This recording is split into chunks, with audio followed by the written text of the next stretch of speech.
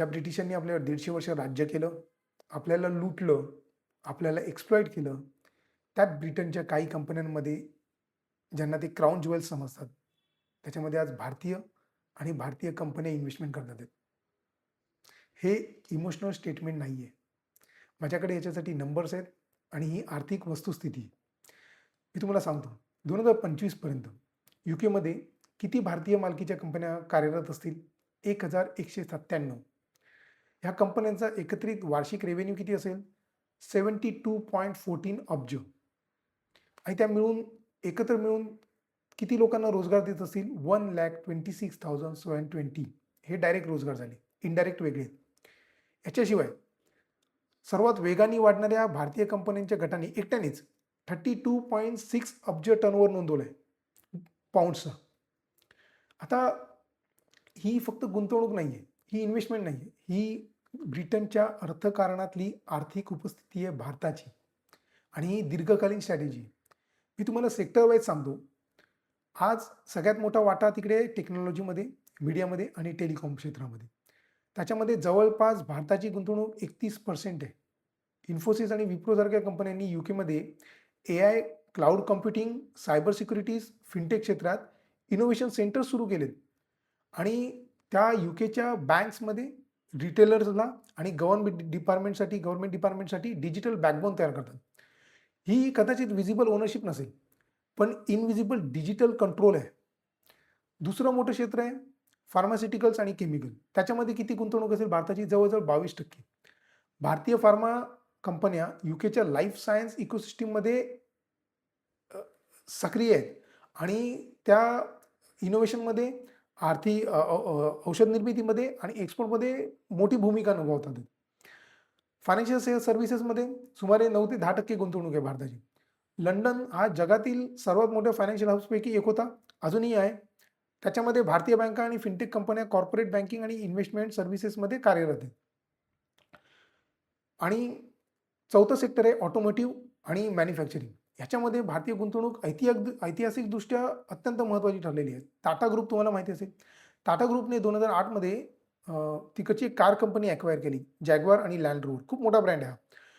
ती आधी होती अमेरिकन कंपनीकडे, फोर्ड मोटर्सकडे. त्याच्याकडनं भारतीय कंपनी टाटाने ॲक्वायर केली. त्यावेळेला खूप लोकांनी शंका उपस्थित केलेली की ही कंपनी प्रॉफिटेबल तर होणार नाही, कारण भारतीय लोकांनी घेतलेली आहे आणि भारतीय लोक ज्या वेळेला घेतात त्यावेळेला तिची वाटत लावतात. पण टाटाने त्याच्यानंतर मोठ्या प्रमाणावर तिथे R&Dमध्ये गुंतवणूक केली. यूकेमधले जेवढ्या फॅक्टरीज होत्या त्या सगळ्या अपग्रेड केला आणि ब्रँडला पुन्हा पुनर्जीवित केलं आणि प्रॉफिटेबल सुद्धा बनवलं. आज लोक फक्त त्याच्याकडे एक केस स्टडी म्हणून बघतात. आज Jaguar, land Rover Indian ownership खाली असून सुद्धा ती प्राऊडली ब्रिटिश आहे. त्यांना प्राऊड वाटतं की ही ब्रिटिश कंपनी, हीच भारतीय बिझनेस करण्याची जी पद्धत आहे ह्याच्याकडे लोक केस स्टडी म्हणून बघतात. याच्याशिवाय 2007 मध्ये टाटा स्टीलने कोरस ग्रुप अक्वायर केलेला. स्टीलचा सगळ्यात मोठा ट्रेड होता. त्या काळातील सगळ्यात मोठ्या फॉरेन टेकओव्हर्सपैकी एक होता. या डीलमुळे जवळजवळ हजारो यूके मॅन्युफॅक्चरिंग जॉब्स जे जाणार होते ते सुरक्षित राहिले ब्रिटनमध्ये. टेलिकॉम आणि इन्फ्रास्ट्रक्चरमध्ये जवळजवळ 2021 मध्ये भारतीय एंटरप्राइज म्हणजे आपल्या इकडचा एअरटेल जो ग्रुप आहे ना, तो त्यांनी BT ग्रुपमध्ये म्हणजे ब्रिटिश टेलिकॉम ग्रुपमध्ये सुमारे 12% स्टेक घेतला. आता ब्रिटिश टेलिकॉम ग्रुप तिकडे जवळजवळ म्हणजे आपल्या इकडे जसं जिओ आणि एअरटेल हे ब्रॉडबँड नेटवर्क्स देतात किंवा 5G रोलआउट देतात किंवा नॅशनल कम्युनिकेशन सिस्टीम देतात, तसंच तिकडे BT ग्रुप देतो. तर त्यांच्यासाठी हे अत्यंत महत्त्वाची इन्व्हेस्टमेंट आहे. आता ही केवळ इन्व्हेस्टमेंट नाही आहे, तुम्ही नीट विचार करा, ही स्ट्रॅटेजिक इन्फ्लुअन्स होतो. British telecom company government company. हा बदल अचानक घडला आहे का? नाही. ब्रेक्झिट नंतर ॲक्च्युली ज्यावेळेला पाऊंडची व्हॅल्यू कमी झाली त्याच्यानंतर ब्रिटिश असेट इंटरनॅशनल इन्व्हेस्टरसाठी जास्त अफोर्डेबल झाले. कारण आणि इंडियासारख्या फास्ट ग्रोईंग इकॉनॉमीसाठी तर हा स्ट्रॅटेजिक अपॉर्च्युनिटी होता. आज ओनरशिप कॉलोनियल हिस्ट्रीवर ठरत नाही. जसं ह्यांनी आपल्याकडे राज्य केलं आणि कित्येक कंपन्या इकडच्या खराब केल्या किंवा ओनरशिप होती त्यांची. आज ती ठरते कंपनीच्या कॅपेबिलिटीवर, देशाच्या कॅपेबिलिटीवर, देशाच्या कॅपिटलवर, कंपनीच्या कॅपिटलवर आणि देशाच्या लॉंग टर्म विजनवर आणि कंपनीच्या लॉंग टर्म विजनवर. आणि भारतीय कंपन्यांकडे आणि भारताकडे या तिन्ही गोष्टी आहेत.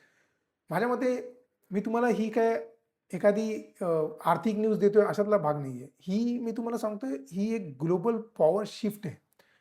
शांतपणे होते. कोणाला कळत सुद्धा नाहीये. 20व्या शतकामध्ये जे एक्सपान्शन्स होत होते, ते पश्चिमेकडून डेव्हलपिंग नेशन्सकडे येत होते. आज गंगा उलटी वाहते. आज इमर्जिंग इकॉनॉमीज आहेत म्हणजे भारतासारख्या इकॉनॉमीज आहेत किंवा चायनासारख्या इकॉनॉमीज आहेत. ह्या ॲडव्हान्स नेशनमध्ये गुंतवणूक करतात आहे. आज पॉवर फक्त मिलिटरी आणि टेरिटरीवर आधारित नाही आहे. जसं रोमन लोकांनी केलेलं, जसं ब्रिटिशांनी केलं, जसं आता अमेरिका करते. त्याच्यावर ह्या गोष्टी आधारित नाही आहे. पॉवर त्याच्यातनं मिळत नाही. पॉवर मिळते कशातनं? पॉवर मिळते कॅपिटल इन्व्हेस्टमेंटमधनं, मूव्हमेंटमधनं. पॉवर मिळते कॉर्पोरेट ओनरशिपमधनं. पॉवर मिळते टेक्नॉलॉजिकल लीडरशिपवरनं. ह्या लोकांनी प्रत्येक वेळेला बॉर्डरवर लक्ष केंद्रित केलं आणि भारत आणि चायना हे प्रत्येक वेळेला इकॉनॉमिक बॉर्डर्सवर लक्ष केंद्रित करतो. हा 2 इकॉनॉमीजमधला फरक आहे. इतिहासाचं पान शांतपणे उलटलंय, पण यावेळेला भविष्य घडवतोय.